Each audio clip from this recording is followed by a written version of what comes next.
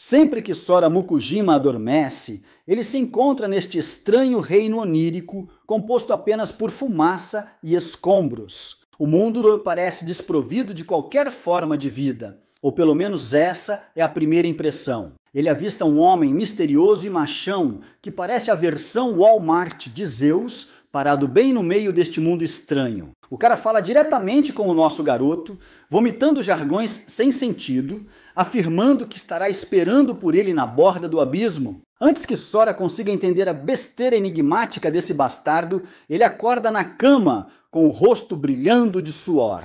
Logo, ele é chamado por sua mãe. Enquanto ele se refresca com sua rotina matinal, seu pai sai da área de banho e começa a adorar seu filho como se ele ainda tivesse 12 anos.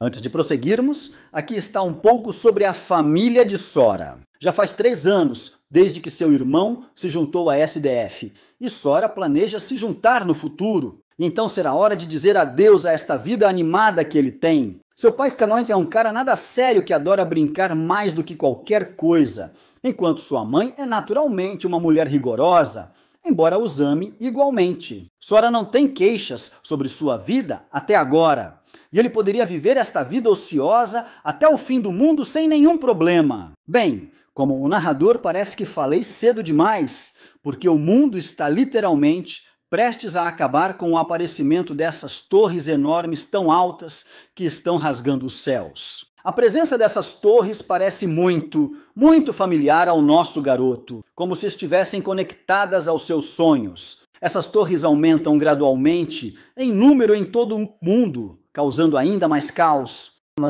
Sua família perde contato com seu irmão, que estava trabalhando na SDF. E quando o número de torres chega a 20, eles até perdem as transmissões de TV com o rádio mal funcionando. A merda ficou tão grave que todos são ordenados a evacuar para abrigos de evacuação. Sem escolha, seus pais fazem as malas. Antes de partir, eles deixam um bilhete para seu filho que trabalha na SDF. Caso ele volte para casa, ele pelo menos saberá que seus pais partiram para o abrigo de evacuação. Quando Sora e sua família chegam ao abrigo de evacuação temporário do ginásio, o lugar já está lotado de refugiados, sem lugar para chamar de lar. O desespero em seus rostos é claramente visível ao olho mortal. Mas mesmo diante de uma situação de vida ou morte, ainda há escória pegando os fracos por hábito, apenas para tornar sua presença repugnante conhecida pelas pessoas comuns. O bastardo em questão rouba um pedaço de pão de uma criança, a única que ele tinha para o dia. E quando a criança tenta protestar contra a injustiça, aquele ladrão dá um golpe devastador nas entranhas da criança. Literalmente, ninguém se levanta contra esse bastardo que não só roubou o pão, mas também está torturando mentalmente ainda mais o pobre garoto. Finalmente, o pai de Sora intervém e impede que esse bastardo continue. Aquele bastardo da geração Z picante só zomba do pai do nosso garoto e até chega ao ponto de dar um soco. Mas é esse bastardo que acaba comendo um chute devastador por seus problemas, colocando-o no chão, um lugar onde escórias como ele realmente pertencem. O pai de Sora prontamente entrega o pedaço de pão de volta ao seu legítimo dono e lança ao bandido um olhar de desprezo. O bandido se mostra inteligente o suficiente para não mexer com esse gigachete de pai e vai embora com o último pouco de dignidade que lhe resta. Parece que Sora tem alguma história com esse bastardo. O nome dele é Eiji Kagawa, um criminoso que tinha prazer em humilhar nosso garoto com seus capangas. De repente, um soldado entra correndo para entregar um relatório de emergência. Todos no abrigo são ordenados a sair e entrar nos caminhões estacionados do lado de fora. A razão para essas ordens abruptas permanece confidencial, mas seria do melhor interesse de todos seguir o comando. Claro, algumas pessoas começam a protestar, perdendo tempo discutindo em vez de fazer um movimento. Do nada, alguém de repente começa a bater violentamente na porta da frente. Sora instintivamente sabe que a merda está prestes a acontecer, então ele empurra seus pais em uma tentativa de escapar. O soldado que entregou a mensagem faz o possível para segurar o portão de entrada, mas a força do pobre cara não é suficiente contra aqueles monstros que derrubam a porta e o soldado junto com ela. Todo bastardo que estava protestando contra sair deste lugar amaldiçoado agora está correndo por suas vidas em direção à saída. Sora começa a ficar para trás, incapaz de igualar a velocidade de seus pais, enquanto todas as pessoas correm para o caminhão estacionado do lado de fora. E não muito depois, todos os caminhões estão cheios, não deixando espaço para mais pessoas. Sora acaba sendo um dos caras azarados que não passaram. Seu pai, no entanto, agarra sua mão em uma tentativa de puxá-lo para o caminhão. Mas aqueles bastardos egoístas e picantes atrás do pai se recusaram a aceitar seu filho, dizendo que não há espaço suficiente para poupar. Eventualmente, Sora opta por entrar em um caminhão diferente, deixando seus pais preocupados no outro. A maioria dos caminhões já está cheia, exceto o último da fila. Mas antes que ele possa chegar lá, a maldita coisa começa a acelerar. Mesmo assim, Sora consegue se agarrar ao caminhão em alta velocidade. Para facilitar as coisas, alguém estende a mão para ajudá-lo e essa mão amiga acaba sendo daquele bastardo, Eiji Kagawa, que está olhando para o nosso garoto como uma fera que encurralou sua presa indefesa. Em vez de puxar Sora para dentro, aquele bastardo o empurra para fora do caminhão. O pobre cara cai no chão e acaba sendo pisoteado e pisado pelos outros sobreviventes lutando para pegar uma carona. Ele fica lá encolhido, implorando para que alguém o ajude a sair dessa provação. Suas orações são logo ouvidas quando aquele Zeus com desconto de seus sonhos aparece bem na frente dele. Aquele bastardo barbudo, mais uma vez, vomita a mesma bobagem de que está esperando por nosso garoto na borda do abismo. E assim os arredores de Sora mudam, transportando-o para um reino completamente diferente. De repente, um Goblin desfere um golpe devastador com seu machado de pedra, que Sora mal desvia por um triz. Aquele bastardo de um Goblin segue jogando seu machado de volta em sua presa. Mais uma vez, Sora desvia por pouco do golpe final,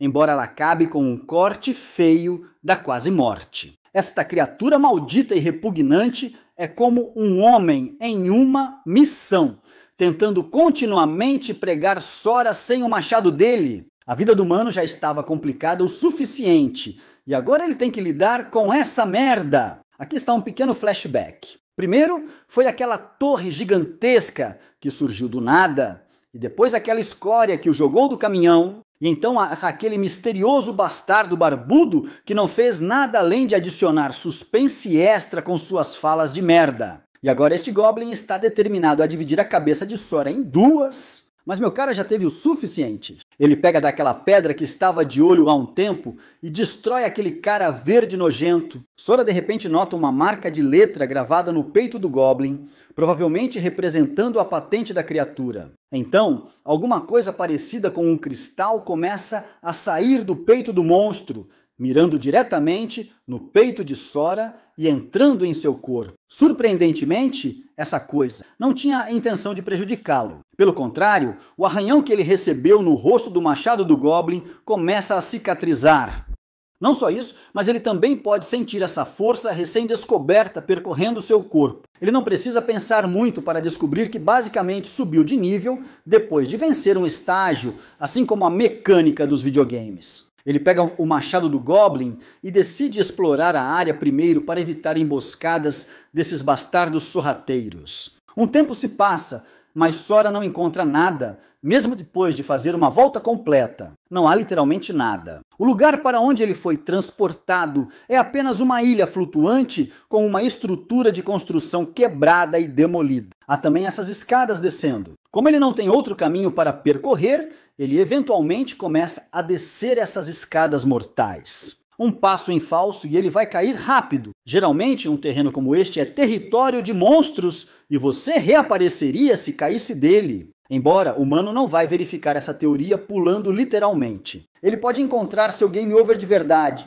Eventualmente, ele enfrenta esta escada macabra e encontra uma entrada que leva mais fundo para esta ilha flutuante. Sora dá cada passo com cautela. Uma vez que ele chega à área central, ele vê uma lápide e toda a área iluminada por uma tocha de fogo. Surpreendentemente, ele pode literalmente entender a escritura escrita na lápide, mesmo que esta língua seja totalmente estranha para ele. De acordo com as informações escritas, Sora é instruído a coletar fragmentos, e só então ele pode ganhar o direito de deixar o abismo. Isso coloca um sorriso em seu rosto por alguma razão. O fato de que o monstro que ele acabou de derrotar era fraco como o inferno significa que passar por este abismo não será tão difícil. Então é apenas uma questão de tempo antes que ele saia deste lugar para sempre. Ele finalmente abre as portas que levam ao segundo estágio deste jogo distorcido. A primeira camada do abismo era uma área de 900 metros quadrados.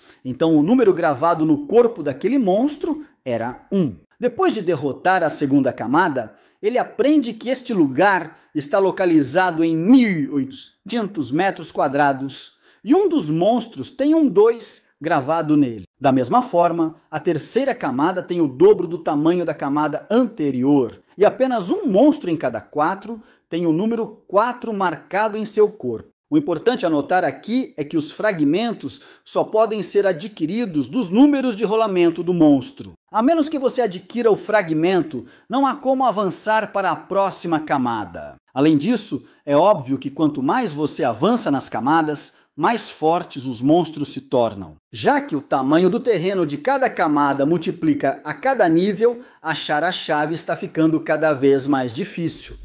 Sem mencionar que o número de monstros também multiplica, e esse modo sobrevivência difícil só o está tornando mais forte. O cara upou tanto as camadas que literalmente ficou parecendo um vagabundo desempregado. Até a variedade de monstros começou a aumentar conforme ele continuava a subir as camadas. E no 12º andar, ele encontrou os monstros que haviam atacado o abrigo naquele dia. Com toda a força que ele conseguiu reunir através de sua jornada até este 12º andar, essas vadias choronas não eram páreo para sua força absoluta e foram lhe dadas em segundos. Após o 13º andar, o número enorme de monstros que ele enfrentou começou a parecer um desafio absoluto. Mas o cara passou por cima de tudo em seu caminho, como se esses monstros não fossem nada além de sacos de areia descartáveis. Quando ele chegou ao 13º andar, o número de monstros tinha chegado a incríveis 500.000. Então encontrar as chaves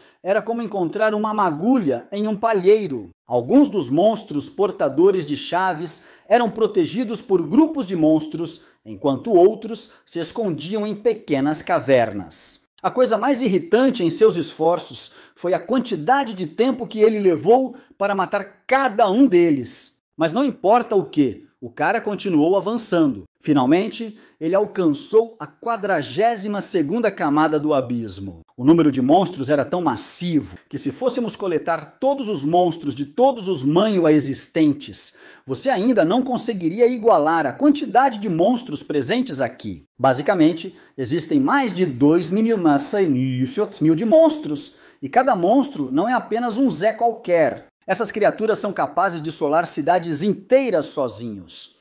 Mas depois de lutar contra todos os monstros nos andares anteriores, o cara ficou totalmente obcecado em matar monstros. Ele nem se parecia mais com seu antigo eu. Ele lutou contra aqueles mais de 2.000 de monstros por ano.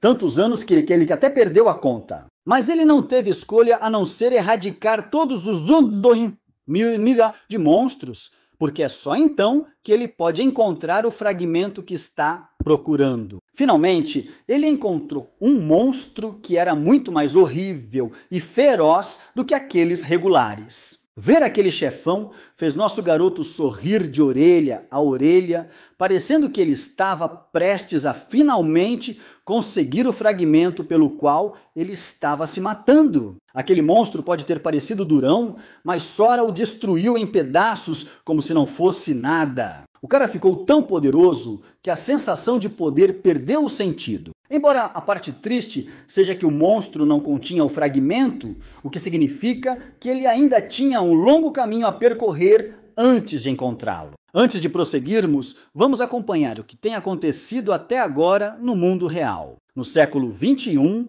20 torres apareceram repentinamente em todo o mundo. Antes que a humanidade pudesse descobrir o que estava acontecendo, monstros jorraram e quase exterminaram todos. A maioria das pessoas foi morta imediatamente e foi apelidado de Dia do Julgamento. Um punhado de sobreviventes despertou e ganhou acesso a um sistema misterioso.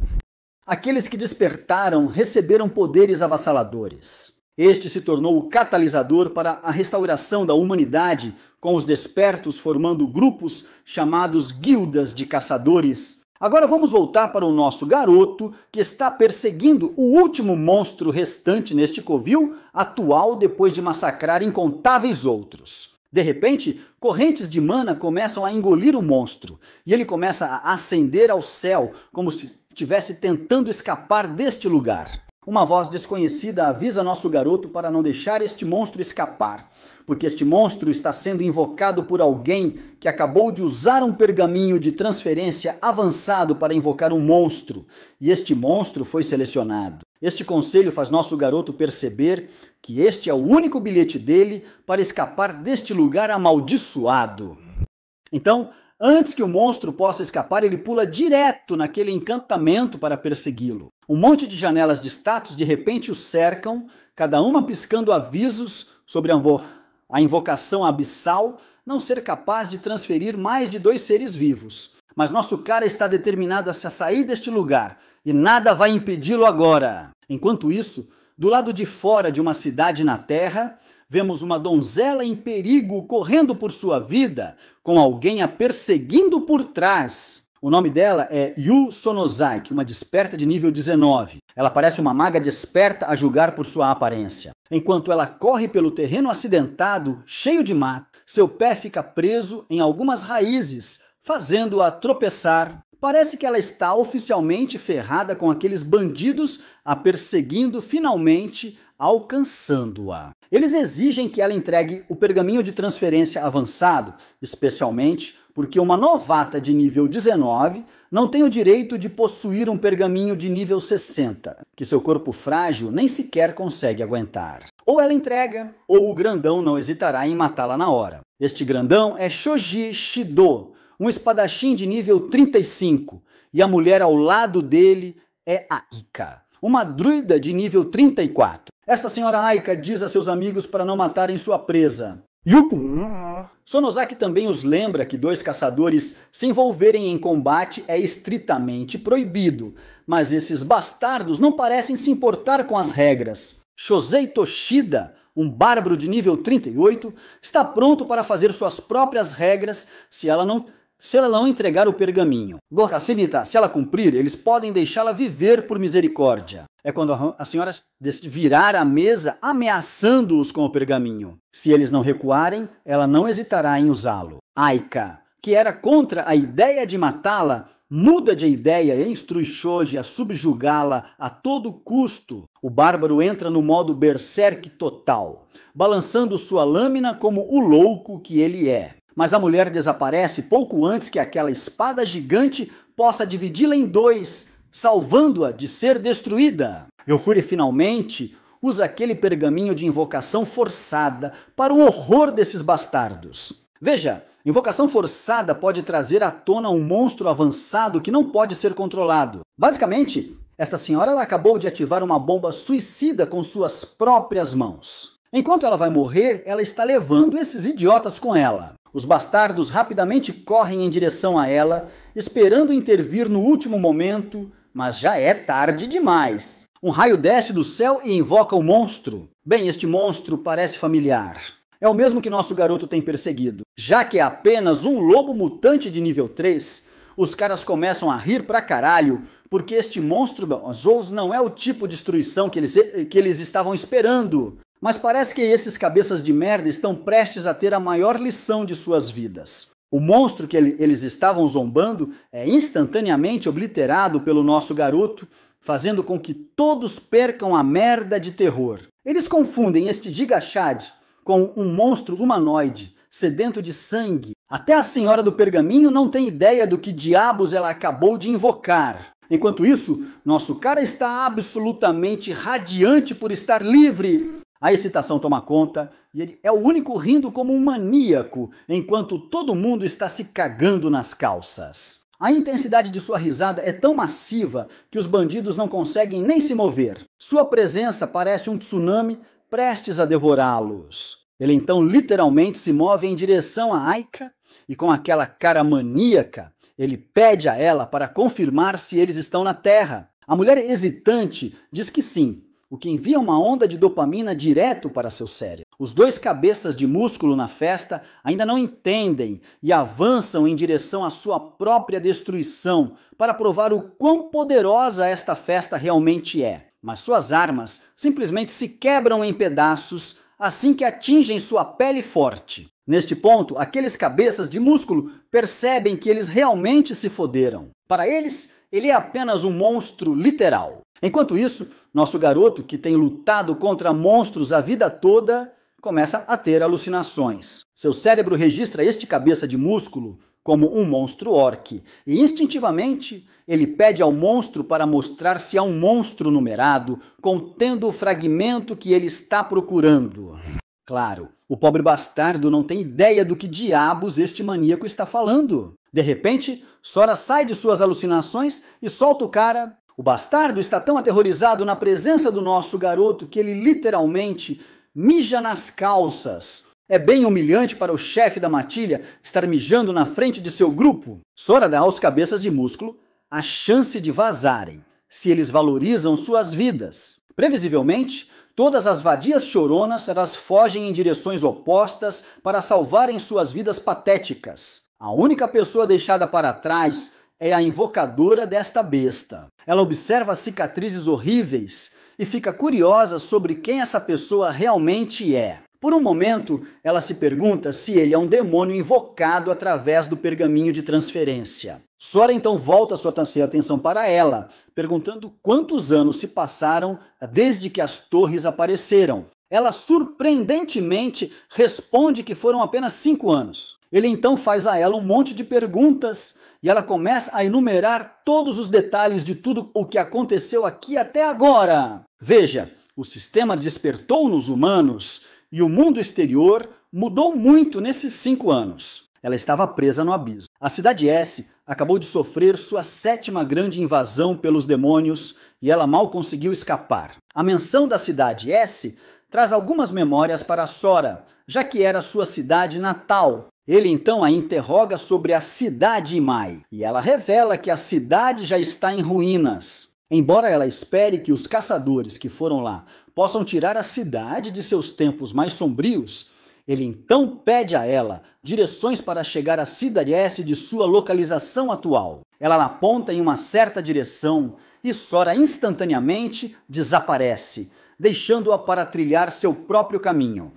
Este encontro com este cara misterioso não é algo que se vê todo dia, então ela decide reportar para seus superiores, especificamente sua Lady Onizama. Não vamos esquecer aquelas vadias choronas que mal salvaram suas vidas, mas parece que estão numa maré de má sorte. Alguma entidade desconhecida aparece bem na frente deles, bloqueando seu caminho. Essa figura misteriosa consegue sentir a presença do nosso garoto no grupo, então ele lhes dá exatamente 3 segundos para vomitar todos os detalhes que sabem sobre Sora. Claro, 3 segundos não são suficientes para processar toda essa merda louca acontecendo, então nenhum deles consegue dizer nada. Assim que o tempo acaba, a entidade misteriosa massacra todos no local, como prometido. Cortamos para a guilda da linha de frente da torre, sede do rugido dos tigres. Lá, uma secretária revela notícias sombrias sobre como aqueles 4 caras parecem ter encontrado seu fim com seus sinais completamente sumidos,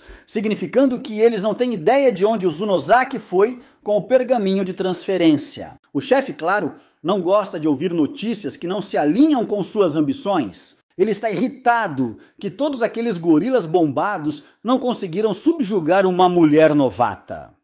A secretária revela sombriamente que os sinais do grupo desapareceram todos de uma vez, o que só pode significar que foram aniquilados por um único golpe. Este cara bravo é Rich Mukai, um sacerdote da tempestade nível 118. Ele ordena que ela investigue a pessoa por trás da morte do grupo. E não importa o que, ele quer que ela capture Yu Sonezaki e a faça revelar cada detalhe sobre o cara misterioso que matou seus brutamontes. Esse cara realmente não tolera ninguém tocar em seus homens, mesmo que seus homens sejam pequenos idiotas. É então que ele vislumbra nosso garoto através da janela do prédio que acabou de pular por ele. Aquela presença avassaladora e senso de hostilidade é absolutamente insano. Ele quer saber quem é esse cara na verdade. O que é ainda mais surpreendente é que essa pessoa desconhecida está indo direto para a zona já caída. Ele também toma nota da torre em City, que estava adormecida por 5 anos, finalmente fazendo seu movimento. Ele sabe com certeza que a merda está prestes a ficar séria, e seu pressentimento nunca o traiu. Então cortamos para a zona caída da cidade S, onde Sora pode ser visto observando a cidade desolada, infestada de monstros que ele uma vez chamou de lar. Nos últimos 5 anos, enquanto ele estava preso no abismo, este lugar se transformou em um inferno literal.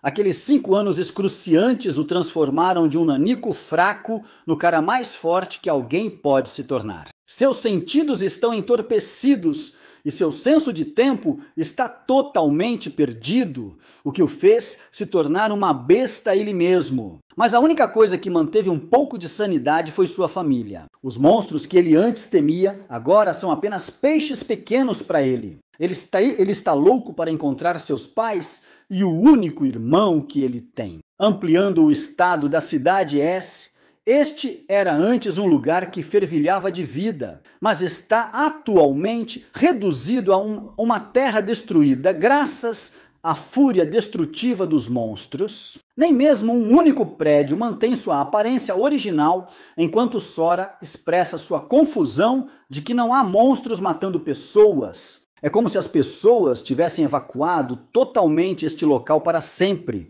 O poderoso guerreiro hesita em abrir sua porta e se tornou tão forte que a porta literalmente pula em sua mão. Entrando, sua casa outrora amada não é nada do que era. Sora suspeitava que o lugar estaria vazio, mas queria vir de qualquer maneira. Este é o único lugar que contém toda a sua alegria, afinal. De repente, seus olhos se voltaram para um pedaço de papel repousando sobre a mesa. A mensagem diz respeito a Sora, e é realmente de seus pais, que acreditavam que seu filho estava vivo, mesmo após 5 anos de seu desaparecimento. No final, eles estavam esperando que ele voltasse, recusando-se a acreditar que ele estava morto. Isso desmorona a determinação de Sora, especialmente quando seus pais rearranjaram suas roupas favoritas e mantiveram todos os seus itens favoritos exatamente como ele queria. Eles até deixaram um mapa para o mesmo abrigo seguro que eles partiram. Seus pais apenas pedem que ele os encontre ao ler o bilhete, pois se recusam a acreditar que ele está morto. Segurando uma foto de sua família destruída, Sora desmorona ao contrário de seu eu determinado. Ele pega uma lâmina e decide dar a si mesmo um pequeno corte de cabelo rápido, questionando sua capacidade de acabar com o apocalipse sozinho, desesperadamente se perguntando se isso será suficiente para retornar às coisas como eram antes. De qualquer forma, esse cara basicamente se parece com uma cópia de Sung Jin-woo com o cabelo de Kaneki. Aposto que você não estava esperando por esse crossover, e nem eu. Seu próximo destino é o abrigo 6, pois Sora quer se reagrupar com seus pais usando o mapa que eles deixaram para trás. Infelizmente, ele tem uma rota bagunçada pela frente por causa dos prédios tombados. Em vez de encontrar outra rota, esse cara durão acha que será muito mais fácil aniquilar tudo em seu caminho. E então ele faz exatamente isso, abrindo um caminho à frente e demolindo um monstro aéreo com um único ataque. O que é mais é que ele continua a atacar de um lugar para outro, liberando o caos por toda parte. Até os sobreviventes próximos estão tipo, que porra está acontecendo? Até que eles veem um cara voando com velocidade da luz por aqui A parte mais engraçada sobre esta sequência é que um deles realmente pegou o nosso garoto em 4K. Eles não podem acreditar que é uma pessoa de verdade correndo tão rápido de prédio em prédio.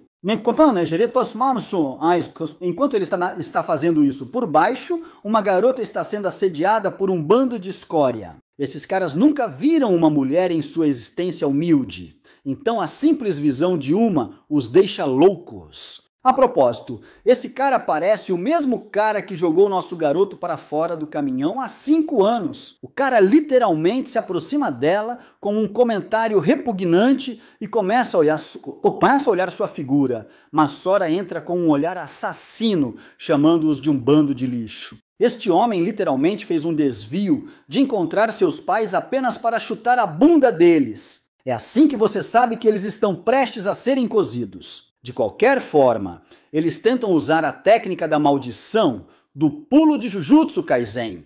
Mas este homem é Tsukuna com a forma como ele está dando tapas em todo mundo.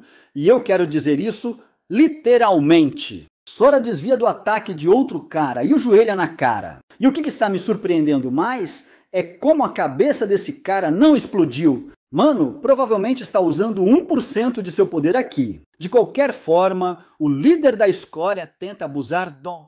Uau! Sou de um cartão de guilda poderoso que não funcionará contra o personagem principal que rivaliza com a rebeldia de Shadow the Hedgehog. Para melhorar ainda mais, nosso garoto lembra Kagawa, o bastardo, que ele está de volta dos mortos após sua pequena tentativa de matá-lo. Como você pode esperar, a expressão facial de Kagawa é como se ele tivesse visto um fantasma. Claro, assim como o covarde que ele é, o melhor que ele pode fazer aqui é implorar por misericórdia. Nosso garoto solta uma risada antes de agarrar o pescoço do idiota. Sora enfatiza que ele teve que suportar um inferno literal apenas para retribuir o favor ao retornar para o responsável por sua morte. Jesus pode perdoar e esquecer, mas este homem não está fazendo nada disso enquanto esmaga a garganta de Kagawa, refletindo que ele vai despojá-lo de sua dignidade e sua vida. Atrás dele estão as vozes dos milhares de monstros que ele matou, todos o adorando como o ser mais forte e encorajando-o a matar. A coisa sobre Kagawa é que esse cara está pedindo por isso de todos os ângulos.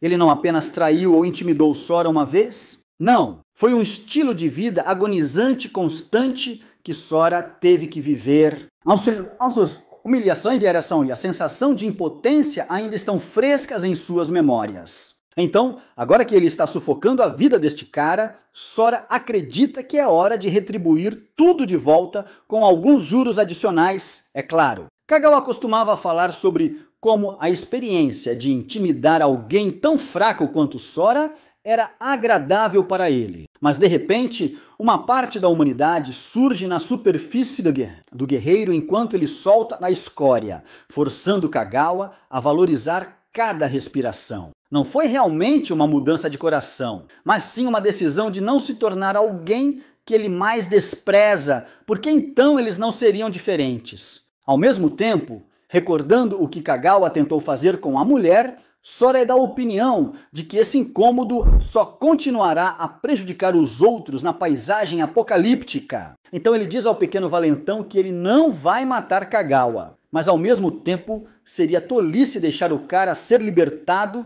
sem quaisquer consequências. Nosso garoto enfatiza a vida escolar infernal que ele teve que suportar por causa da existência de um homem. Ele acha que é justo que Kagawa coma um monte de seus socos por predar os fracos e também tentar tirar sua vida. Então, na moda típica de Sung Jin-woo, Bro dá a ele um ultimato de suportar 4 ataques simples dele. E se ele fizer isso, ele pode ir embora sem quaisquer consequências. Claro, até Kagawa pensa que é uma ideia ridícula, pois seu cérebro será espalhado do primeiro soco sozinho. Agarrando-o pela gola, temos uma bela foto de Sora puxando seu braço para trás para um soco. Retendo basicamente todo o seu poder, nosso garoto esmaga seu rosto com um gancho no chão. Mas ainda não acabou, pois um segundo soco brutal rapidamente segue após o primeiro. Mas a satisfação do nosso garoto por vingança não acabou, pois ele vai para um terceiro soco,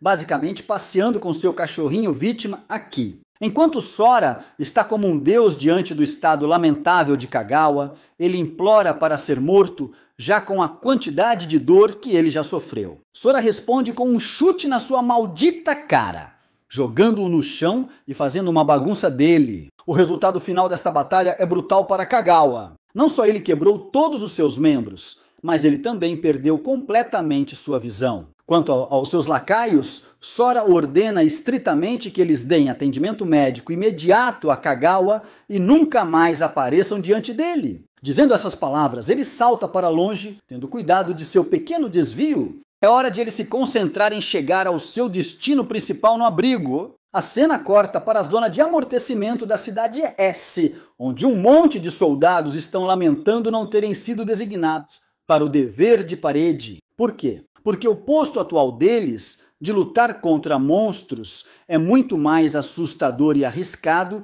do que uma simples tarefa de vigia. O líder deles os lembra de ficarem atentos, pois não se sabe quando um monstro vai aparecer na frente deles. Este é o primeiro-tenente Tanji Kagura. Um de seus subordinados é o soldado Shoki Matsura, que objeta, dizendo que os monstros raramente aparecem na zona de amortecimento, então eles não têm com o que se preocupar. Mas o Universo odeia esse cara, porque naquele instante uma criança de Kraken aparece do nada e começa a atacar os soldados.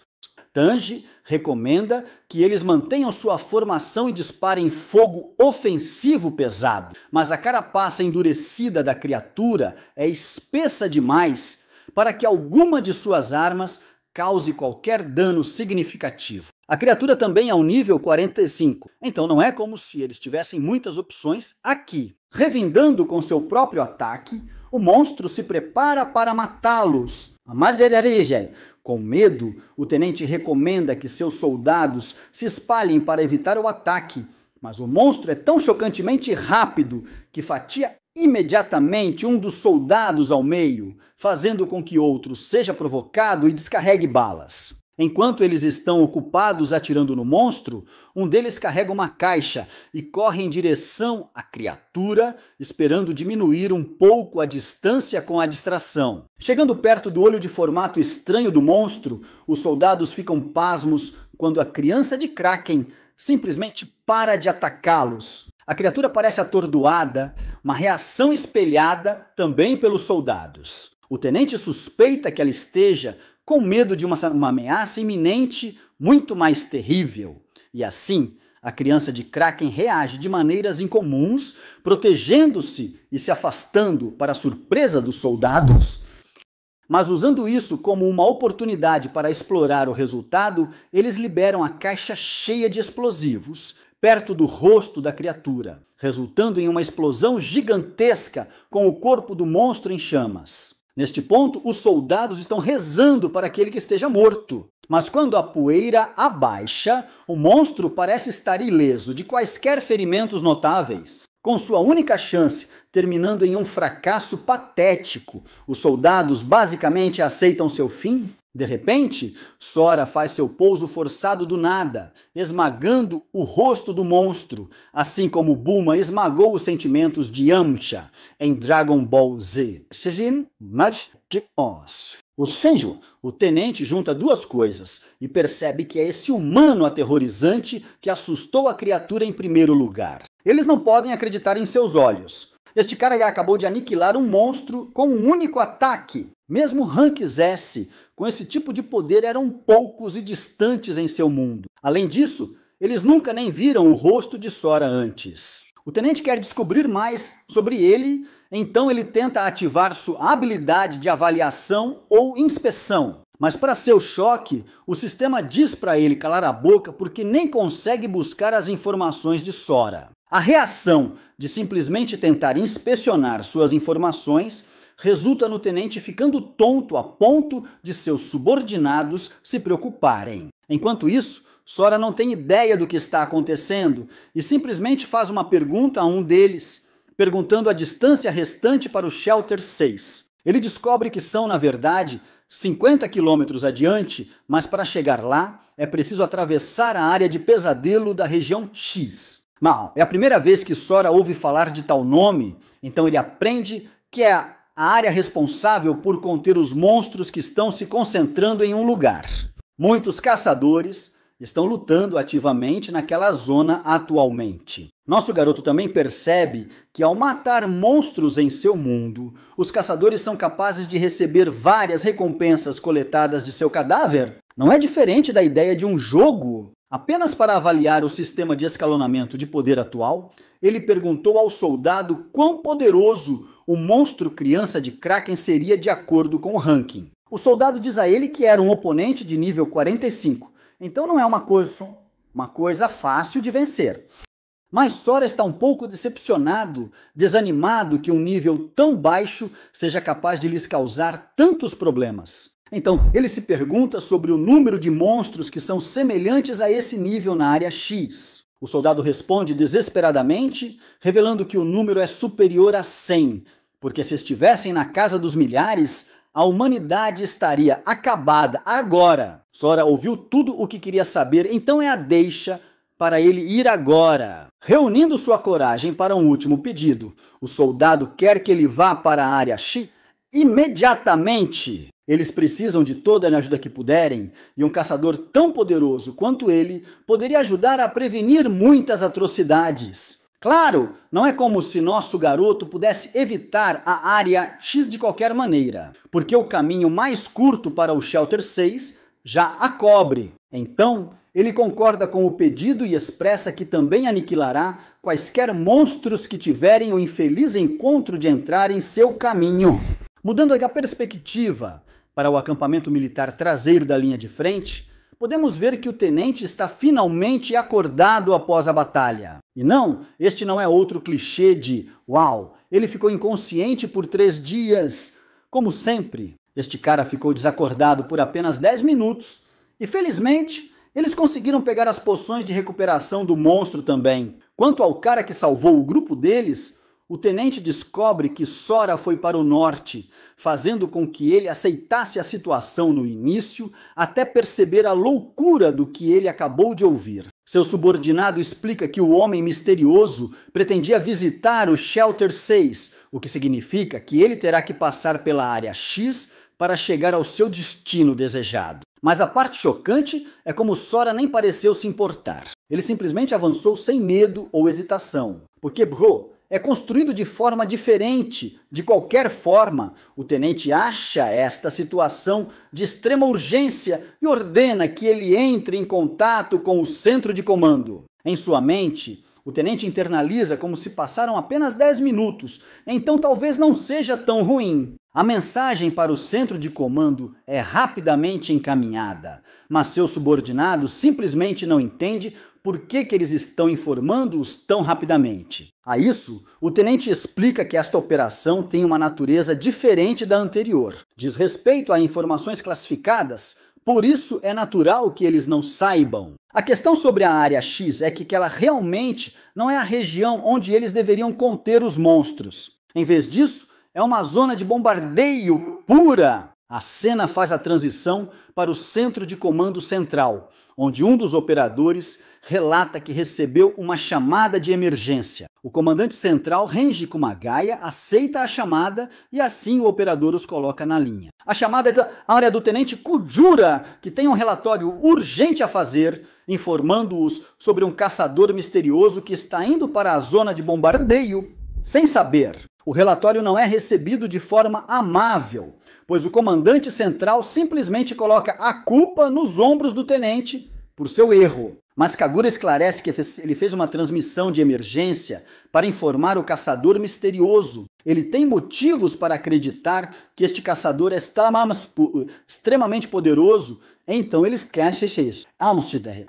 querem garantir sua sobrevivência. E como o comandante descobre que o caçador misterioso é forte, mas essa é uma afirmação sem fundamento, então ele pergunta o nível do cara. Infelizmente, nem mesmo o tenente pode responder a isso porque não conseguiu inspecionar seu perfil. Isso leva o comandante a acreditar que o tenente está fazendo afirmações tolas por permitir que um caçador com um nível desconhecido vá direto para a zona de bombardeio. Ele simplesmente não pode permitir que uma transmissão de emergência seja feita para um caso como esse, pois até mesmo o secretário acredita que ele morrerá antes que a mensagem seja divulgada. O comandante Potato ri na cara do tenente por ser hilário em suas exigências. Ao mesmo tempo, ele volta sua atenção para seu colega e expressa que seus subordinados estão agindo de forma bastante problemática, a ponto de Fatsu aqui querer relatar aos superiores sobre do estado atual da operação, sendo interrompida por seu colega. A mulher encarregada é, na verdade, o comando ocidental, Mitonasaki, e ela está chocada que o comandante Potato esteja pronto para derrubar seu próprio grupo, apenas para afundar seu navio também. Ele não é nada mais do que um palhaço. Enquanto ela está pensando em como Kagura nunca tentaria defender o apoio de um estranho, a menos que ele realmente confiasse em seu instinto, isso a faz se perguntar quão poderoso o caçador misterioso realmente é. O tenente está no limite de sua inteligência e esperando por uma resposta, enquanto a comandante ocidental finalmente chega à sua decisão e, com o poder de suas duas grandes personalidades, confia que Kagura não espera interromper seus planos. Ela está pronta para realizar o pedido, mas se acabar sendo um obstáculo, ela vai garantir o inferno para ele. Tanasaki realmente disse tudo isso para obter apoio do Major-General Potato,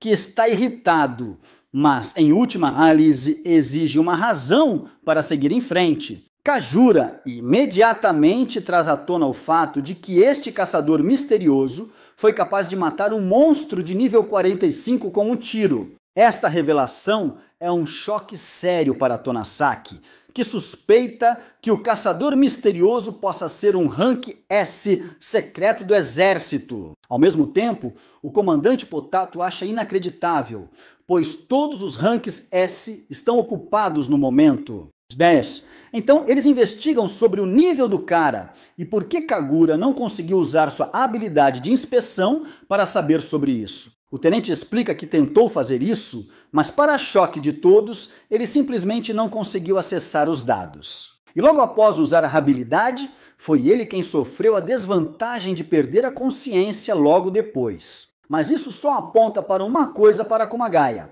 e é que o nível do caçador misterioso está além de 100. Isso os deixa em alerta. E embora ele esteja intrigado com a força do homem, Kumagaya acredita que não é uma razão convincente para eles divulgarem uma transmissão. Intervindo para concordar com suas afirmações, o comandante oriental Nobuo Iwasa expressa o mesmo, acreditando que seria arriscado fazer isso. Afinal, milhares de tropas já foram mobilizadas em uma operação coletiva nas múltiplas zonas. Seu objetivo original para a zona de bombardeio era fazer com que as tropas acabassem com quaisquer monstros persistentes que tivessem sofrido danos na zona. No entanto, se eles divulgarem uma transmissão de emergência agora, as criaturas reagirão sensivelmente ao som e começarão a atacar em um único local. Isso, inevitavelmente, significaria o fim da área de uma só vez e mais de 10.000 soldados perderiam suas vidas em um instante. Os riscos de salvar uma vida são muito altos em troca de milhares de seus soldados. Mesmo que esse cara deva ser algum rank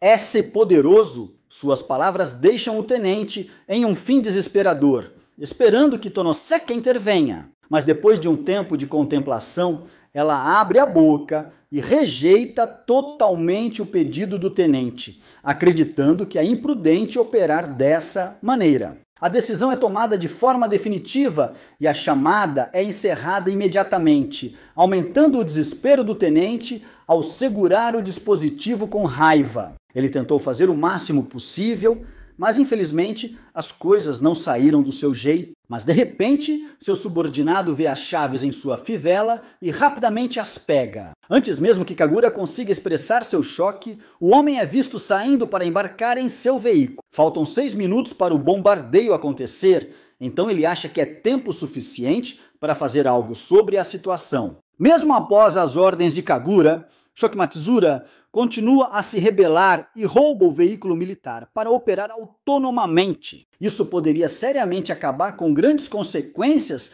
para o cara mais tarde, mas Kagura também não quer desperdiçar o esforço para persegui-lo, acreditando que, como soldado, seu subordinado tomou sua própria decisão. Enquanto isso, Matsura está pisando no pedal para alcançar o caçador misterioso o mais rápido possível. O que Matsura não sabia era que o homem que tentava salvar se tornaria a esperança da humanidade. Os esforços de Matsura são em vão, pois ele não consegue rastrear Sora. O facto de não conseguir rastrear o caçador é prova de que ele é mais rápido que o veículo. A área X está logo ali. Ele se pergunta se arriscar explodir os alto-falantes seria uma boa ideia para chamar a atenção. Infelizmente, isso traz o risco de atrair os monstros. Mas Matsura está determinado e vai fundo nessa operação. Ele se diz uma desgraça para os militares, mas honestamente, com a forma como este homem tem se movido ultimamente,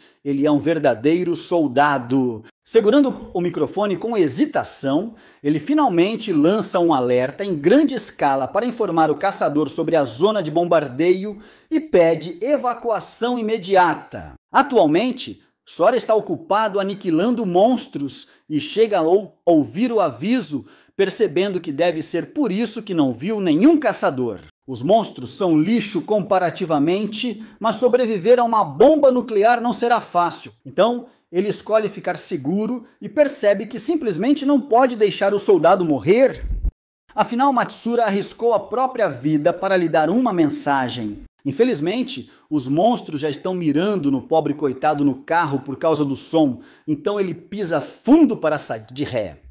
Mas ele está apavorado sabendo que o caçador ainda está lá fora e não saiu da zona de bombardeio até Sora o surpreender surgindo do nada e pedindo esclarecimento sobre a mensagem. Infelizmente, o tempo já acabou quando as bombas começam a cair como chuva do céu, demolindo a zona de bombardeio com destruição sem fim. Os detritos voando da onda de choque em direção a eles são realmente parados por Sora, que nem precisou exercer muita força para bloquear. Quanto ao General Gordo, ele recebe a confirmação total do bombardeio bem-sucedido. Em seguida, ele quer uma atualização sobre o estado dos monstros para outras ações. Usando informações de drones, eles confirmam que não há sinais de vida para humanos. Mas e os monstros? Em uma reviravolta horrível do destino, eles conseguiram sobreviver ao bombardeio e, além disso, parecem totalmente ilesos. Esta é uma notícia desastrosa para o Major-General e os outros comandantes. Tonosaki solicita uma atualização imediata do feed do drone. O operador revela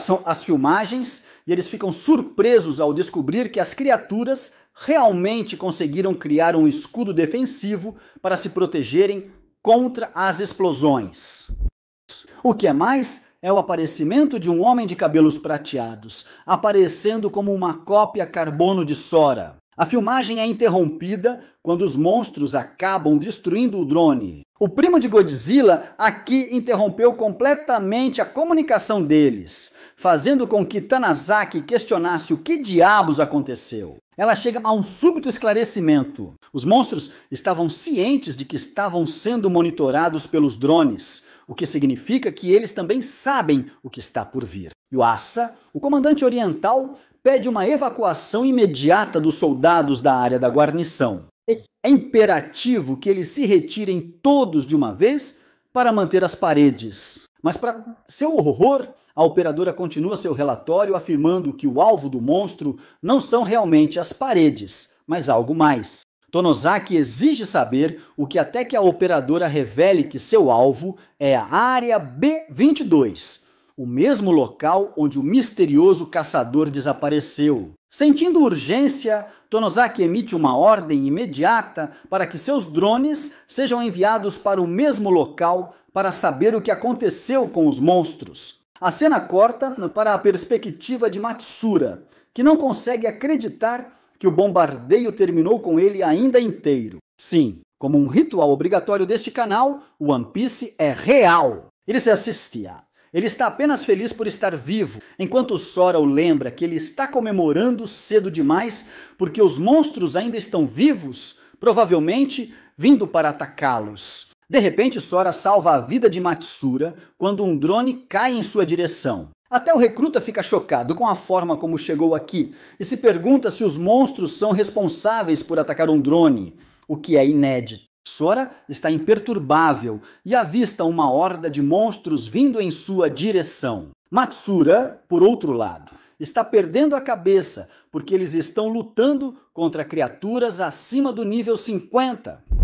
Eles são praticamente o grupo de monstros mais forte, com seu líder colossal abrangendo uma força monstruosa de nível 90. E o fato de nem sequer terem sofrido um único arranhão significa o fim da humanidade. Matsura está ocupado aceitando sua condenação, enquanto Sora tem outras ideias. Ele acredita que se o bombardeio não matou esses bastardos, então ele vai assumir a responsabilidade pessoal de colocá-los na sepultura. Saltando para longe, ele diz ao soldado para se esconder. Sora atravessa os monstros como se fossem papelão e ataca o líder colossal. O monstro tenta bombardeá-lo com um de seus ataques, apenas para ser pego casualmente pelo nosso garoto, que nem sequer se abala.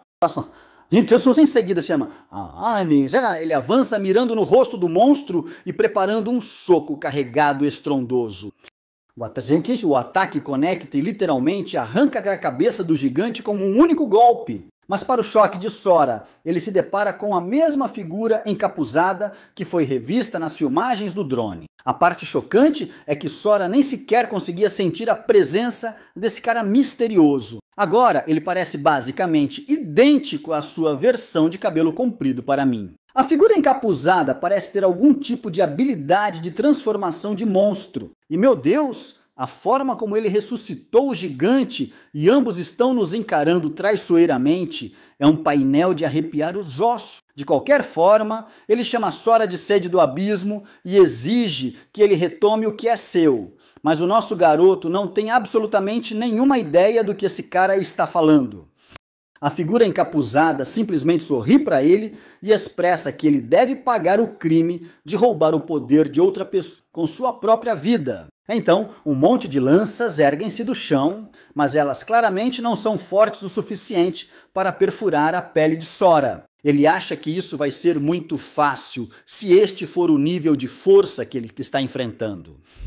O gigante tenta esmagar Sora com a mão. Enquanto isso, a figura encapuzada avista outro drone e se pergunta se está sendo observado. Quanto a Sora, ele nem sequer tentou escapar e simplesmente pegou a mão com uma mão. Ele chama isso de tentativa patética e acredita que vai ser preciso muito mais do que isso para matá-lo. Dizendo isso, Sora lidera com uma lança e conecta o ataque. Mas para seu choque, o homem desapareceu no ar para reaparecer em um local diferente. O problema é que ele escolheu interromper a luta porque não quer que os humanos os monitorem. Encontrando aborrecimento nos drones insignificantes nos céus, ele gesticula para que um dos monstros o derrube. Em seguida, ele ordena que todas as criaturas cuidem de todos os sobreviventes na área. O drone estava realmente sendo operado por um cara que está escondido em segredo, mas felizmente ele completou sua única missão de relatar o motivo pelo qual os monstros mudaram seu curso. É tudo por causa de um homem, aquele que cuidou do grupo de monstros mais forte na zona de bombardeio sozinho. O cara quer informar seu comandante quando de repente uma das criaturas descobre sua localização e destrói seu caminho para dentro. A figura vil solta uma risada maligna, saboreando a alegria das mortes dos humanos irritantes. Vendo a situação, Sora se lembra do pedido que Matsura lhe fez em seu encontro inicial, sem mencionar seu feito de arriscar sua vida por uma mensagem. O soldado está atualmente lutando para colocar seu veículo em funcionamento novamente. Sora escolhe se desvincular da batalha, acreditando que a maneira certa de acabar com uma horda de monstros é atacar o líder primeiro. E para salvar a vida das pessoas, é preciso matar o máximo de monstros possível. A criatura colossal tenta atacá-lo, mas o nosso garoto bloqueia o ataque, refletindo como a força do monstro aumentou incrivelmente depois de fundir seu poder com a figura encapuzada. Além disso, o mesmo cara surge de suas sombras do chão, mas só que desta vez Sora fica assustado por estar olhando para uma versão espelhada de si mesmo. A figura misteriosa libera uma poderosa espada de escuridão e só pela aparência até Sora pode dizer que isso é problemático. Seu oponente avança tentando matar a semente do abismo, mas felizmente o nosso garoto se esquiva do golpe e o retribui, não só esmagando a mão de seu oponente, mas também agarrando sua própria espada negra. Com isso, Sora desfere um golpe limpo para derrubá-lo. Infelizmente, seu oponente desapareceu em outro lugar antes que o ataque pudesse conectar corretamente. Sentindo o poder da lâmina escura, Sora tem um mau pressentimento porque corresponde à energia do abismo. Provocado pelo ato de Sora roubar sua lâmina, a figura encapuzada o chama de ladrão que não tem nada para fazer a não ser roubar o poder dos outros. Mas o nosso garoto rapidamente percebe que esta luta não será fácil de terminar com um único golpe e sua prioridade atual é colocar o soldado em um lugar seguro. Então ele pergunta se Matsura está bem com alturas e literalmente carrega seu carro. A figura encapuzada tenta liberar uma bola da morte como frieza ou algo assim, expressando que o propósito dos fortes é se tornar o mais forte em vez de proteger os fracos. O ataque é então lançado mirando em Sora, que percebe que é muito rápido para ele tentar fugir. Então ele deixa o carro cair e decide enfrentá-lo de frente, colocando sua energia em um único soco. Embora o ataque conecte, a esfera simplesmente se desintegra e revela seu verdadeiro núcleo no centro. Infelizmente, enquanto ele estava ocupado lidando com o ataque, o carro de Matsura foi atacado por um monte de tentáculos de sombra. Sora diz urgentemente para ele sair do carro enquanto Matsura está com medo. Deixa ele ficar com medo por sua vida. Para seu horror, os espinhos perfuram totalmente o carro de todas as direções, o que implica que o soldado não conseguiu sair vivo. A figura encapuzada lembra Sora de não agir precipitadamente. Afinal, ele se certificou de não matar o soldado. Em vez disso, ele faz um boneco do cara desrespeitando o cadáver de Matsura com sua habilidade de necromancia. A figura quer ter certeza de que Sora vai sentir o horror de perder todos que são importantes para ele, um destino adequado para a semente do abismo. Em resposta, a cena o lembra de Kagawa, intimidando os fracos no ensino médio. Mas não é diferente de uma força opressora apenas se divertindo com os fracos. O oponente de Sora desencadeia uma tempestade de obsidiana violenta, consistindo em projéteis extremamente rápidos que conseguem roçar a pele de Sora. Mas este homem parou de brincar, lembrando-se do quão repugnantes pessoas como ele realmente são. Com um único soco, Bro destrói os espinhos que seguram o veículo e até pega Sora. Mas infelizmente, o soldado não passa de um zumbi neste momento, lançando-lhe um olhar demoníaco e socando-o com dezenas de golpes. Sora simplesmente o prende dentro do veículo e sente uma imensa culpa por um espectador inocente ter acabado envolvido nessa confusão. Finalmente, sua atenção se volta para o culpado responsável, enquanto ele os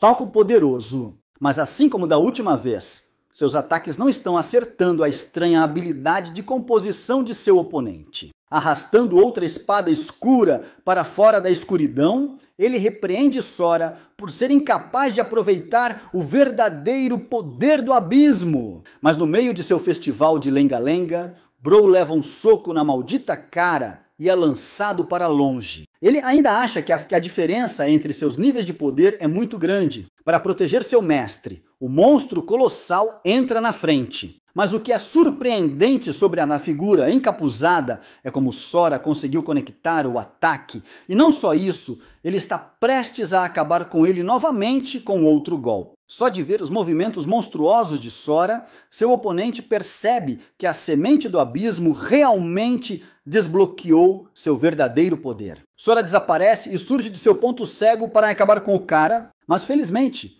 o misterioso oponente salta para longe e escapa do ataque. Ou seja, Sora diz a ele que, embora ele esteja confiante em suas habilidades de fuga, o mesmo não pode ser dito para o gigante colossal, cujo corpo é cortado com um único golpe. O golpe imensamente poderoso pode ter cortado o corpo da criatura, mas não adianta quando os tentáculos de sombra simplesmente reformam o corpo novamente. É por isso que Sora adota uma abordagem diferente de caçar o núcleo principal e mira estritamente nas partes mais vulneráveis do monstro. Ele é capaz de cortar a conexão do monstro com o núcleo, finalmente causando a morte definitiva do gigante ao ser destruído em cinzas. Com o gigante caído, Sora se concentra em seu alvo principal e acredita que é hora de acabar com esta batalha. A figura encapuzada se vê encurralada e tenta desencadear sua habilidade de unidade das sombras, que essencialmente age como uma habilidade de sifão, sugando a força vital de todos os monstros na área próxima e despejando-a dentro dele. Ok, agora isso soa suspeito, não é? De qualquer forma, a energia violenta dos monstros é tão intensa que as roupas de Sora estão fazendo uma viagem de campo mantidas intactas. Toda a sequência resulta em um final anticlimático, pois a técnica foi simplesmente usada como um meio de escapar, em vez de se fortalecer. Sora está apenas feliz que a foto de seus pais esteja bem, e esse cara rasgado vai verificar a condição de Matsura. Infelizmente, o soldado não teve tanta sorte quanto ele. Então, para honrá-lo adequadamente, Sora pega a placa de identificação de Matsura e lhe dá um enterro adequado, acreditando que ele carregará as esperanças do soldado. Quanto à figura assustadora com quem ele se encontrou,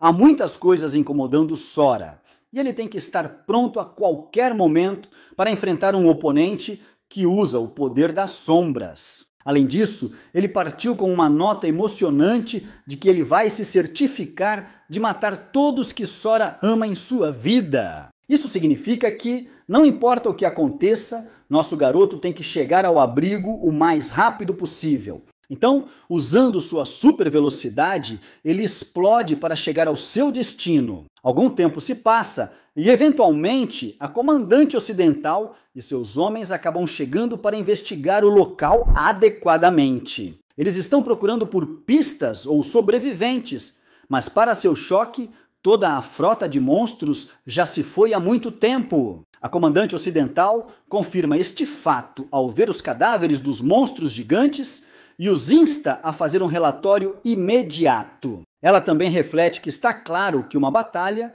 aconteceu entre o caçador misteriosamente forte que Kagura mencionou. O homem não só foi capaz de resistir aos efeitos do bombardeio, mas também destruiu toda a frota de monstros sozinho. Brawl é um exército de um homem só neste momento. Um dos soldados, de repente, relata que eles encontraram um cartão de memória funcional do drone, o que os ajudará a obter uma compreensão da situação. Decidindo revisar as filmagens, ela vê como Matsura e o misterioso caçador entraram no campo perigoso. Enquanto os soldados continuam sua investigação, eles ficam sem palavras ao descobrir drops incríveis que vieram como consequência de derrotar monstros de alto nível. Não é algo que se vê todos os dias. Até o soldado que descobriu o saque é ganancioso e age como se não tivesse encontrado nada de especial. Mas seu colega acaba entrando em cena e descobre que eles conseguiram encontrar um saque bastante impressionante. O fato de um dos seus ter tentado roubar o saque é um ato criminoso. Ouvindo isso, o soldado tenta oferecer uma solução, oferecendo uma divisão. Em resposta, o cara loiro afirma que só quer a caixa dourada mística e nada mais. Mas não é algo fácil de desistir, pois poderia ser um item lendário. Para ajudar o senhor sem roupa a entender a situação, o cara loiro lembra a ele que ele não tem posição para objetar. E foi assim que ele acabou colocando as mãos em uma relíquia lendária de Golem. Tendo chegado ao 6º abrigo finalmente, Sora vê os sobreviventes funcionando bem, surpreso que eles não estão sob nenhum ataque. Todos eles ficam chocados quando veem um maldito tanquinho com um cara sarado caminhando até eles. Mas Sora está apenas perdido em seus pensamentos, sabendo que a figura encapuzada pode mascarar sua presença, sem mencionar que ele ainda não sentiu a presença de ninguém particularmente forte, porque se alguém assim não aparecer,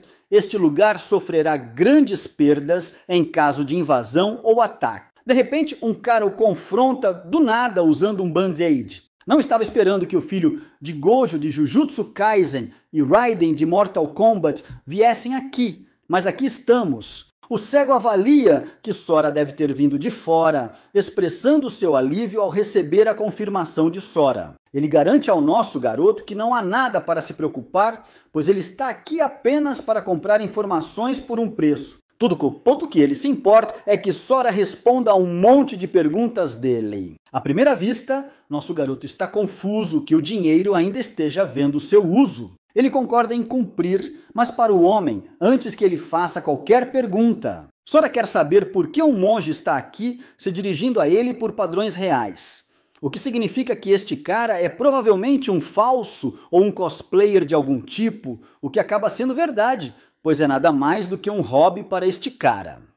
Sora então pergunta se o mesmo é verdade para seus olhos, fazendo o cara entrar em pânico visivelmente. Ele tira sua venda e expressa sofrer de uma doença ocular recente, mas esse não é o ponto. O fato é que Sora podia sentir uma luz aterrorizante vindo de seus olhos, mesmo com a venda. Bro realmente é o filho de Gojo neste momento? Ele acha que o cara cego tem uma razão para ocultar seu próprio poder, mas está claro que um cara realmente poderoso está escondido no abrigo. De qualquer forma, ele está feliz em responder perguntas. Então, o monge cosplayer pergunta sobre uma recontagem dos eventos do lado de fora. O cego sabe que muitos soldados estão reunidos nas paredes. E embora a maioria do público não esteja ciente, houve explosões do lado de fora, então ele quer a perspectiva de Sora. Decidindo pegar uma rota fácil de parecer ignorante, Bo troca de personalidade e explica que ele apenas fugiu e veio para cá. A confissão deixa o cara cego maravilhado porque ele sabe que Sora também está ocultando seu poder como ele, mas ele está feliz em encontrá-lo compartilhando tanto e simplesmente vai embora. Sora está surpreso que ele poderia facilmente enganar o cara assim e se pergunta se há muitas pessoas poderosas como ele no mundo. O fato de ninguém estar questionando ele ainda também é preocupante, o que o faz se perguntar se os humanos são monstros, são fracos em seu nível atual. Depois de visitar a loja de roupas, Bro acaba ostentando tudo com o dinheiro que ele pegou do monge. Ele volta ao seu objetivo inicial de encontrar seus pais com a abordagem antiquada de perguntar às pessoas ao redor. Então ele casualmente caminha até uma mulher pedindo se ela viu o casal. Mas no momento em que ela coloca seus olhos na foto, ela fica horrorizada e finge ignorância antes de fugir. Sora não sabe o que diabos aconteceu e se vê perplexo com a reação dela.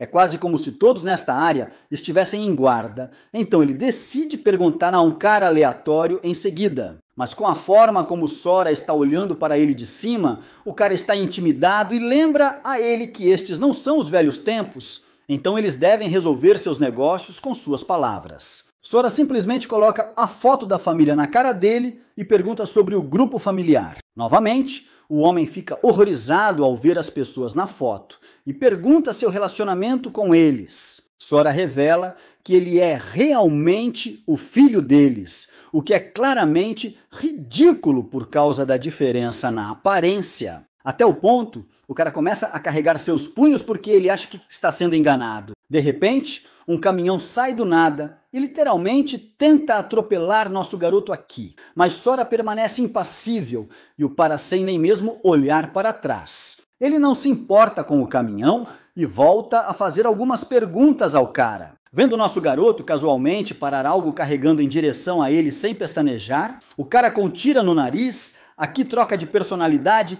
e compartilha direções estrada abaixo. Sora decide ir embora e agradece a ele pela ajuda. O cara acena para ele de volta antes de correr na outra direção para informar a todos sobre sua existência. Enquanto Sora está caminhando para o lugar, ele se pergunta por que um cara aleatório tem conhecimento da casa de sua família. Mais uma vez, seu pai era do tipo social e tinha uma boa interação com todos. Sua mãe também era assim, e porque pessoas boas são aproveitadas em seu mundo, Sora jura proteger sua família desta vez. Finalmente, ele chega à beira da rua em frente a uma casa gigantesca. Quase o surpreende encontrar seus pais morando aqui. Sora decide bater e imediatamente reconhece a voz de seu pai. Mas quando o cara abre a porta, Bro fica chocado ao ver um cara parecido com um Yakuza olhando para ele por invadir aleatoriamente seu lugar. Sora tenta explicar que ele é realmente o filho deles, causando um arrepio na espinha de seu pai em choque. O pai está ali, atônito, como se a amante tivesse aparecido na porta da frente. Apesar do choque, ambos entram, trocando olhares em completo silêncio, sem dizer uma palavra. Felizmente, a mãe vem ao resgate com uma bandeja de chá, quebrando a tensão o suficiente para as coisas começarem a fluir. Sem perder tempo, o pai vai direto ao ponto. Ele observa como o filho parece diferente, quase como uma pessoa completamente nova, embora ele admita que pode ser uma melhora, afinal. Talvez o garoto esteja escondendo algo. O pai tem medo de que o garoto seja um impostor, então ele até colocou um guarda em seu quarto por precaução. O que eles não percebem é que o garoto já sabe. Ele notou o guarda escondido no momento em que entrou, mas em vez de entrar em pânico, ele se sente um pouco aliviado. Pelo menos agora ele sabe que alguém está vigiando. Enquanto o pai insiste, tentando extrair segredos, Sora decide lhe dar uma lição. Ele começa a revelar tudo o que sabe que fará o velho se contorcer, como as vezes que ele escapou para assistir aulas de balé e culinária. Só isso já atordoou o segurança. O pai fica vermelho de vergonha, ainda sem acreditar que este é realmente seu filho. Para reforçar, Sora menciona casualmente que a tal espada sagrada da família que eles guardam há gerações é apenas uma réplica. Esse comentário sozinho deixa o pai ainda mais nervoso. Então vem mais detalhes, um após o outro, revelando as camadas do homem que sempre afirmou ser uma figura imponente. O segurança começa a perceber a verdade de que esse cara falava grosso, mas era só fumaça e espelhos. É tudo que o pai aguenta. A pose de durão desmorona e ele corre instantaneamente em direção a Sora, com os olhos cheios de lágrimas. Depois de mover montanhas, seguir todas as pistas e esgotar todos os contatos para encontrar seu filho desaparecido, o velho finalmente desaba, agora que Sora está em casa. Quando Sora menciona casualmente o capanga, o guarda percebe que o pai que ele conhecia, que lidava com lutas sangrentas e negócios obscuros, é na verdade um banana no coração. O capanga, abalado pela verdade, decide fugir, mas o garoto o pega antes mesmo que ele chegue à porta. Agora o pobre coitado está sentado à mesa, recebendo um aviso nem tão sutil para ficar calado sobre tudo o que acabou de ouvir. À medida que a pressão aumenta, a mãe intervém mais uma vez, salvando o momento com o tempo perfeito. Enquanto isso, o pai agradece silenciosamente aos céus por Sora não ter exposto seu hábito de peidar. Com todo esse caos, Sora finalmente sente. É isso que é lar, mas a paz não dura muito. Os homens de seu pai chegam em pânico, relatando nervosamente sobre um encrenqueiro de cabelos brancos que acabou de voltar à cidade. A princípio, os ladrões não percebem Sora sentado com seu chefe, mas assim que percebem, um deles quase tem um ataque cardíaco. Nervoso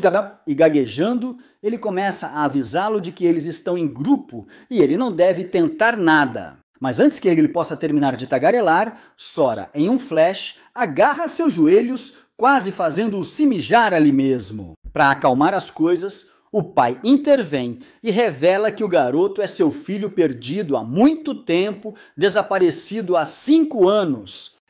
Ele está prestes a mencionar o nível de Sora, apenas para congelar, percebendo que ele realmente não sabe.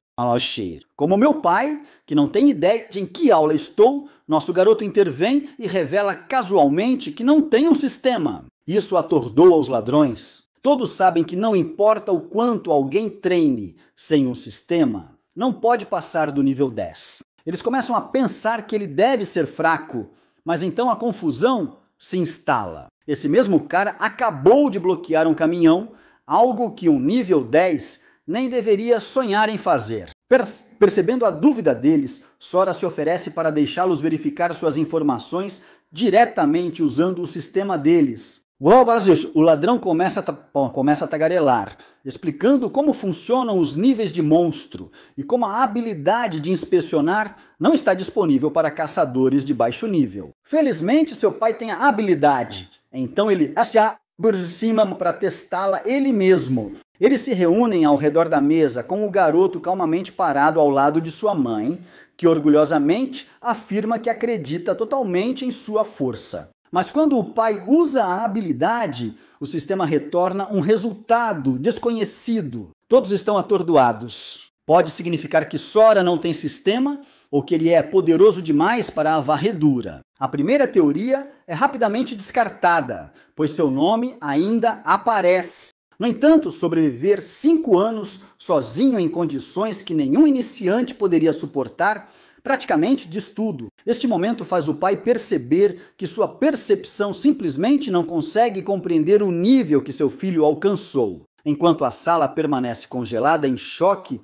é a mãe quem finalmente quebra a tensão. Apenas feliz que seu filho esteja em casa. Ela sabe que ele deve ter sofrido muito, vivendo como um alienígena por 5 anos.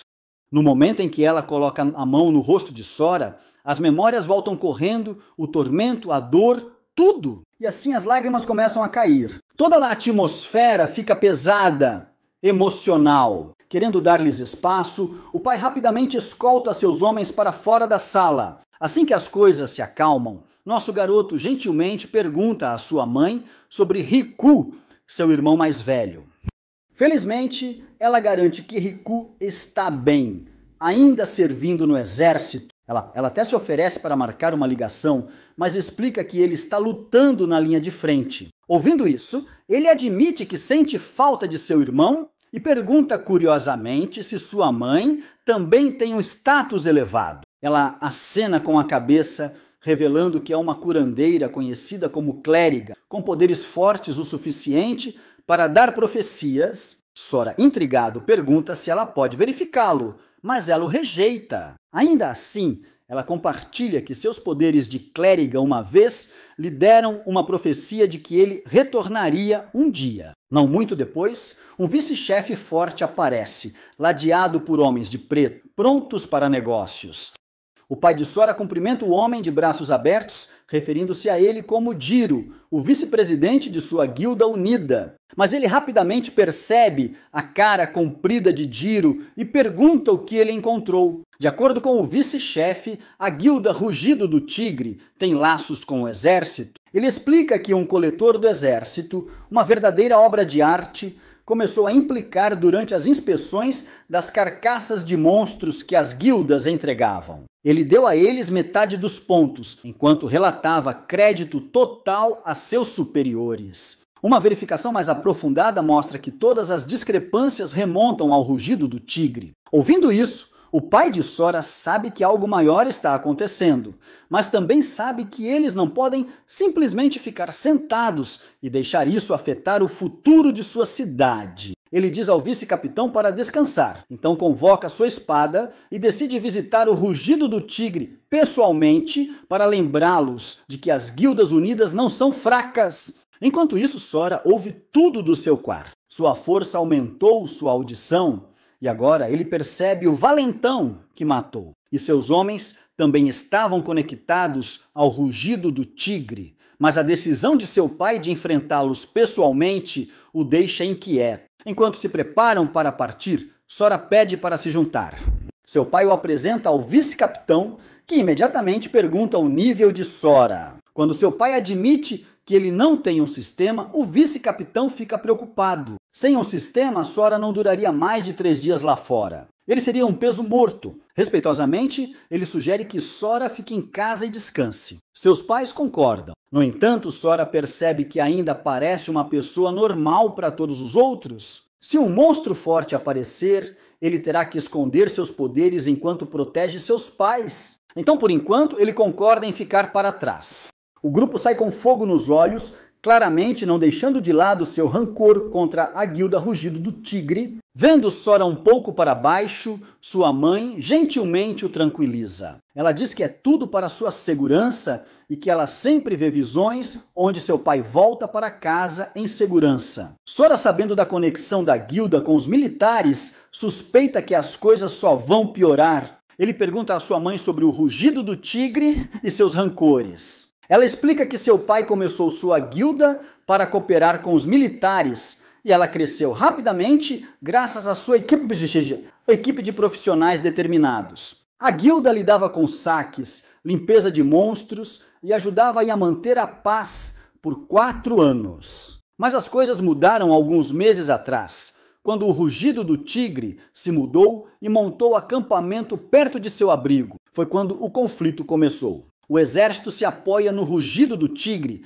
para limpar a torre, já que eles são fortes, então ninguém se atreve a desafiá-los. Eles também têm membros despertados escolhidos por constelações de torres, chamadas Ezras. O poder concedido por essas constelações é quase divino. Qualquer um que passe em seus testes recebe esse poder, e o rugido do tigre tem mais Ezras. Enquanto isso, a guilda dela não tem nenhuma, o que torna as coisas ainda mais difíceis. Após essa enxurrada de informações, ela pede para Sora descansar e se refrescar, até se oferecendo para lavar suas costas. Assim que ela sai, nosso garoto usa seu feitiço de detecção para localizar a saída. Então, casualmente, pula a janela para ajudar seu pai. Enquanto isso, mesmo depois de ver aquilo, sua mãe não o impede, apenas sorri e murmura que crianças são crianças. O pai de Sora, Sakuya, está indo em direção à guilda Rugido do Tigre,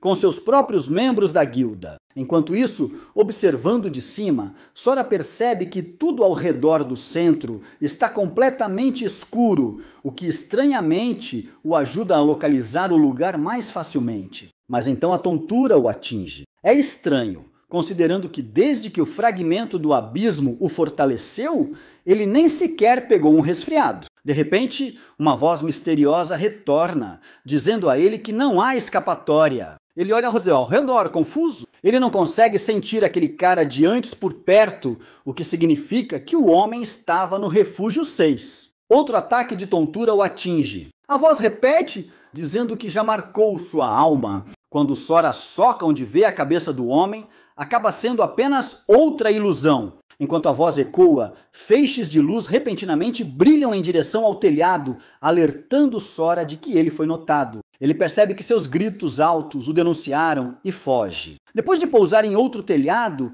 ele percebe que a sensação estranha retorna. Isso o faz pensar se desapareceu por causa da luz brilhando sobre ele. Para tentar, ele fica debaixo de um poste de luz e desaparece. É quando que ele percebe que mesmo apenas 7 segundos na escuridão são suficientes para a marca da alma ativar e trazer aquela estranha sensação de tontura. E como só ele pode ver, agir estranho em público só o faria parecer um fanático de anime. No entanto, quando ele anda sob a luz, um ruído estranho começa a tocar em sua cabeça, mas a marca desaparece e a visão para. Com isso, nosso garoto percebe que é a luz que o tem protegido durante o dia, mas agora que é noite, aquela figura assustadora de antes pode lançar um ataque surpresa. Ele sabe que precisa ter cuidado e precisa encontrar seu pai. Enquanto ele caminha pelas ruas, murmurando para si mesmo e recebendo olhares estranhos, um carro que passa confirma.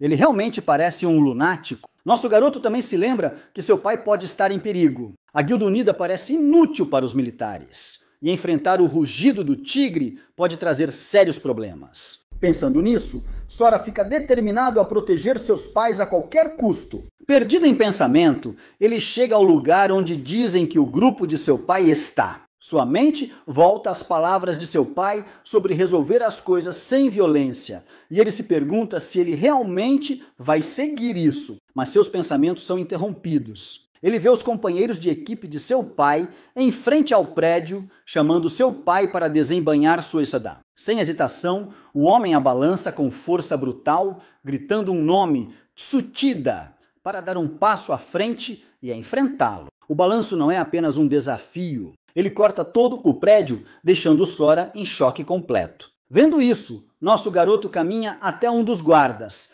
perguntando casualmente se o chefe deles sempre foi assim. O guarda, em pé, orgulhosamente, confirma que o chefe é sempre tão agressivo, sempre começando brigas. Sora se lembra de como o chefe havia mencionado resolver as coisas sem violência, mas o guarda rapidamente o corrige, explicando que muita coisa mudou desde então. De acordo com eles, os militares não se incomodam mais com essas lutas. É mais rápido resolver as coisas do jeito deles. Enquanto ele processa isso, sua mente volta ao monge que tinha uma força tranquila sobre ele, mas evitava mostrar seu verdadeiro poder. Assim que ele pensa nele, o monge Yukio aparece no topo de um prédio em algum lugar, perto de um acampamento militar, com vista para um monstro caído enorme. Os olhos atentos de Yukio examinam a criatura, reconhecendo o alto nível do monstro. Mas o que realmente chama sua atenção é a facilidade com que alguém parece tê-lo derrubado. É a prova de que ainda existem algumas pessoas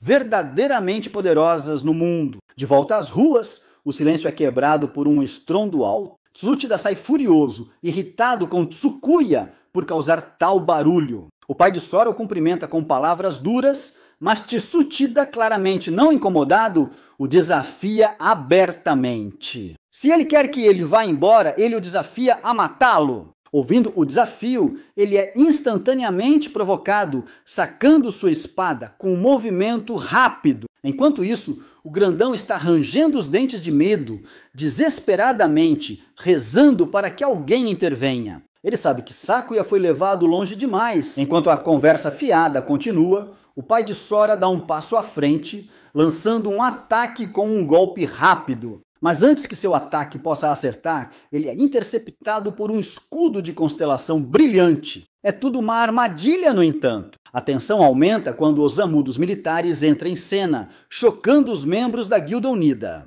A mente de Sora corre, imaginando o que o cara dos militares está fazendo ali. Ele pode sentir a presença pesada de muitas pessoas dentro do prédio, e a situação, de repente, parece muito maior do que parecia. Enquanto isso, Osamu caminha lentamente em direção a seu pai, apontando o artigo 15, que afirma claramente que lutas são proibidas em abrigos e os infratores podem até enfrentar a pena de morte. Foi tudo uma armadilha projetada para provocar Sakuya a ser preso. E uma vez que isso acontecesse, eles poderiam facilmente fazê-lo desaparecer sob custódia. Mas Sora não consegue entender por que os militares estão se envolvendo em algo assim. Por outro lado, o pai de Sora está tentando diminuir a situação, negando qualquer irregularidade. Ele insiste que não estava lutando, alegando que não há provas para apoiar nenhuma das acusações. Osamu não hesita, apontando a marca de corte no prédio como evidência inegável. Mas Sakuya, sempre um pensador rápido, gira a situação, mentindo suavemente que ele estava apenas renovando o prédio. O cara dos militares não está ali para aceitar um não como resposta. Sua mente já está decidida. Com zero hesitação, ele dá o sinal. Em um instante, soldados começam a aparecer em todos os lugares, espreitando pelas janelas em todo o prédio, armas levantadas e travadas em Sakuya. Vendo a tensão aumentar, os homens de Sakuya o exortam a lutar, prontos para enfrentar o esquadrão militar. Mas ele permanece calmo, olhos fixos no cara dos militares. O cara não é flor que se cheire. Ele é um assassino no nível 60. Enfrentá-lo de frente pode ficar complicado. Mas então Sakuya vê Tsuchida e rapidamente percebe que poderia usá-lo como refém para escapar. Ele saca silenciosamente sua espada, mas o grandão vê o ataque chegando e imediatamente levanta seu escudo, confiante de que pode bloquear um ataque, mesmo de um guerreiro de nível 65 como Sakuya. À medida que as coisas ficam mais tensas, Osamu aumenta a pressão, avisando Sakuya para se render ou arriscar perder seus camaradas também. O chefe faz uma pausa. Por um momento, parece que ele está prestes a dar tudo de si. Mas então, para o choque de todos, ele abaixa sua exército. Os membros da Guilda Unida estão atordoados, especialmente o vice-capitão que começa a questionar se aquele golpe de espada anterior foi apenas para mostrar. Mas o capitão sabe melhor. Ele e Sakuya têm esse tipo de química. Ele sabe que quando o chefe derruba sua espada, é realmente um sinal para se preparar para um ataque. E assim que a espada está prestes a tocar o chão, Sakuya de repente ataca Tsuchida com toda a força. Ao mesmo tempo, o capitão, na parte de trás, começa a canalizar um feitiço. O grandão é momentaneamente pego de surpresa, mas ainda confiante de que seu escudo deve ser suficiente. Mas então a magia do capitão irrompe sob os pés de Sakuya, levantando pedaços de rocha em uma plataforma ascendente. Em um instante, ele fica em cima dela, ganhando altura e impulso, e ataca com toda a força, pegando o grandão completamente desprevenido. O ataque estilhaça seu escudo, enviando-o para o chão com um baque forte. Enquanto isso, o vice-capitão continua usando seu feitiço para cobrir seu flanco enquanto o pai de Sora ataca imprudentemente como um louco, desencadeando os soldados para abrir fogo. Agindo rápido,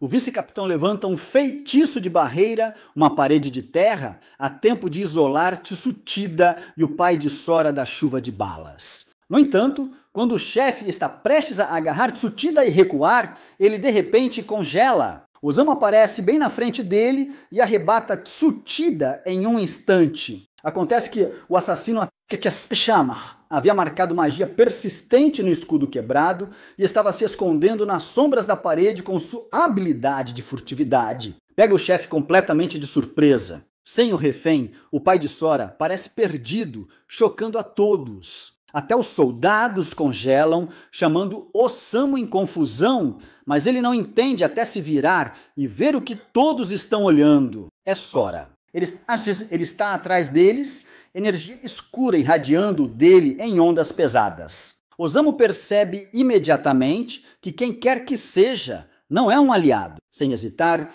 ele saca um frasco de veneno, reservado pelo rugido do tigre, para derrubar chefes de nível 90. Ele avança, jogando adagas em Sora enquanto inunda a área com uma densa fumaça roxa. Os olhos de Sakuya se arregalam em pânico pelo seu filho, enquanto a névoa de veneno se espalha, enquanto Tsuchida suspira de alívio, pensando que o veneno pode pelo menos derrubar o aliado de Sakuya. Mas então, do nada, Sora aparece atrás deles, agarrando ambos pelos colares com sua garra monstruosa. É então que eles percebem que não estão lutando contra um humano, mas contra um monstro.